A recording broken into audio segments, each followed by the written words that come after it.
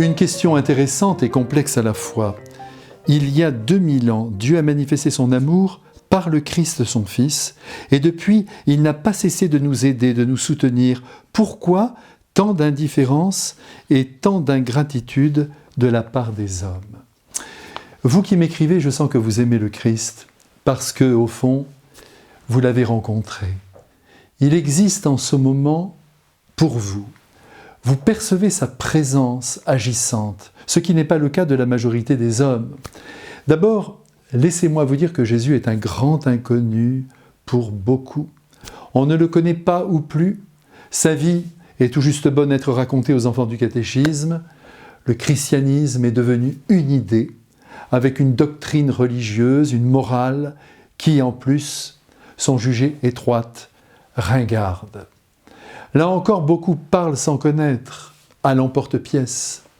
On balaye d'un revers d'intelligence cet être qui a irrigué la vie de millions d'hommes et de femmes depuis 2 millénaires. Et on entre dans l'indifférence en oubliant que nous avons été créés, que nous avons reçu gratuitement la vie, sans l'avoir demandé. Il faut ajouter à cela que la marche de nos sociétés se passe allègrement de Dieu.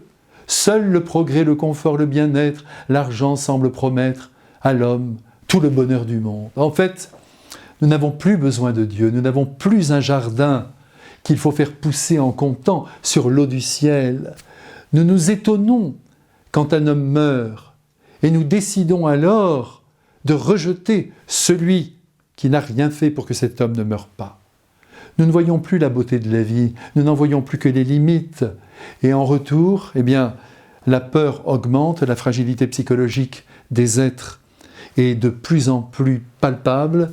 On ne parvient plus à assumer la vie telle qu'elle est. Aussi, c'est vraiment dommage de ne plus regarder Jésus en face et de contempler son parcours de vie pour nous aider à porter le nôtre. Oui, c'est vrai, madame, vous avez raison, il y a de l'indifférence injustifiée à l'égard du Christ. Cependant, il a aussi des amis sur la terre qui se feraient couper en morceaux pour lui.